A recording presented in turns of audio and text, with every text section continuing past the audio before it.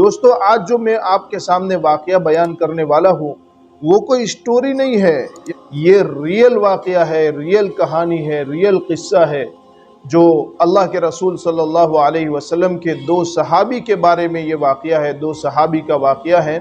دوستو یہ واقعہ جب میں نے کتاب میں پڑھا تھا اسی دن میں نے یہ نیت کی تھی کہ یہ واقعہ میں بار بار لوگوں کے سامنے بیان کروں گا، کیونکہ ہمارے لیے اس میں بہت بڑا سبق چھپا ہوا ہے۔ اس لیے آج جو ہے میں آپ کے سامنے یہ واقعہ بیان کرنے جا رہا ہوں۔ یہ واقعہ دو صحابی کا ہے، اس میں ایک صحابی کا نام ہے حضرت ابو درداء رضی اللہ تعالیٰ عنہ، اور دوسرے جو صحابی ہیں ان کا نام ہے حضرت سلمان فارسی رضی اللہ تعالیٰ عنہ۔ یہ شادی کے بارے میں ہے، لیکن اس میں بہت سارے جو ہے سبق چھپے ہوئے ہیں، بہت سارے ہمارے لیے سبق کی چیزیں اور بہت ساری ہمارے لیے ایسی چیزیں چھپی ہوئی ہے جن کو ہمیں لینا چاہیے۔ مجھے امید ہے کہ اس واقعے سے آپ کو بہت فائدہ ہوگا۔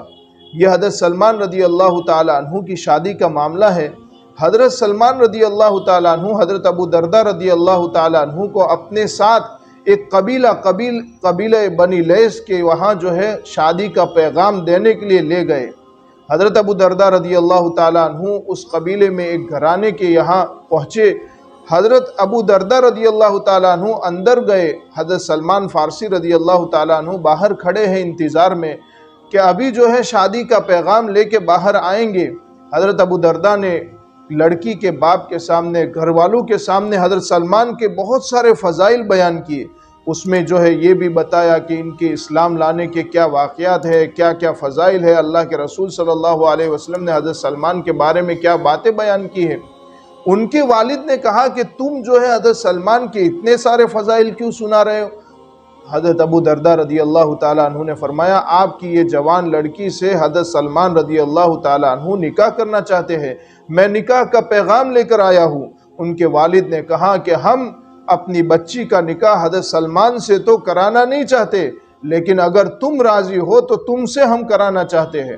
حضرت ابو درداء رضی اللہ تعالیٰ عنہ نے فرمایا کہ اگر آپ اپنی لڑکی کا نکاح مجھ سے کرانا چاہتے ہیں تو میں تیار ہوں۔ وہی گھر میں بیٹھے بیٹھے دوستوں نکاح ہوا، اور نکاح ہونے کے بعد حضرت ابو درداء رضی اللہ تعالیٰ عنہ جب باہر آئے، یہاں حضرت سلمان رضی اللہ تعالیٰ عنہ باہر جو ہے انتظار میں کھڑے ہیں۔ باہر آئے، حضرت ابو درداء کا سر جو ہے شرم کی وجہ سے نیچے جھکا ہوا ہے۔ حضرت سلمان رضی اللہ تعالیٰ عنہ نے پوچھا کہ کیا ہوا ابو درداء، تم کیوں جو ہے اپنے سر کو جھکائے ہوئے کھڑے ہو؟ فرمایا کہ حضرت ابو درداء رضی اللہ تعالیٰ عنہ نے فرمایا کہ حضرت سلمان مجھے جو ہے کہتے ہوئے شرم آ رہی ہے۔ کہ اس میں شرمانے کی کیا بات ہے، اندر جو ہوا مجھے اس کو کہتے ہوئے شرم آ رہی ہے۔ حضرت سلمان نے فرمایا کہ بتاؤ کیا ہوا؟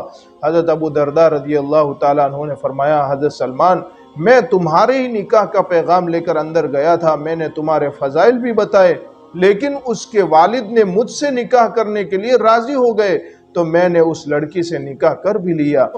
نبی پاک صلی اللہ علیہ وسلم کی تربیت پر قربان جائیں، اور حضرت سلمان فارسی رضی اللہ تعالیٰ عنہ پر ہزاروں جانیں قربان۔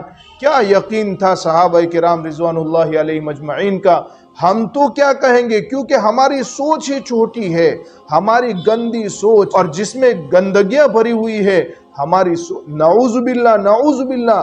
اس واقعے میں اپنی بات کہہ رہا ہوں کہ میں نے ایک آدمی کے سامنے جب یہ واقعہ بیان کیا تو نعوذ باللہ اس نے اپنی زبان سے یہ لفظ کہا کہ پھر تو اس صحابی نے دھوکہ دیا، غداری کی۔ میں نے اس سے کہا کہ صحابی نے غداری نہیں کی ہے۔ آگے سنیے صحابی کیا فرماتے ہیں۔ حضرت سلمان رضی اللہ تعالیٰ عنہ فرماتے ہیں کہ اے ابو درداء شرمانے کی ضرورت تو تمہیں نہیں ہے، شرمانے کی ضرورت مجھے ہے۔ حضرت ابو درداء رضی اللہ تعالیٰ عنہ نے فرمایا ایسا کیوں؟ تو حضرت سلمان رضی اللہ تعالیٰ عنہ نے فرمایا کیونکہ جس لڑکی کا نکاح تم سے اللہ تبارک و تعالیٰ نے تقدیر میں لکھ دیا تھا، میں نے اس لڑکی کے لیے نکاح کا پیغام بھیج دیا۔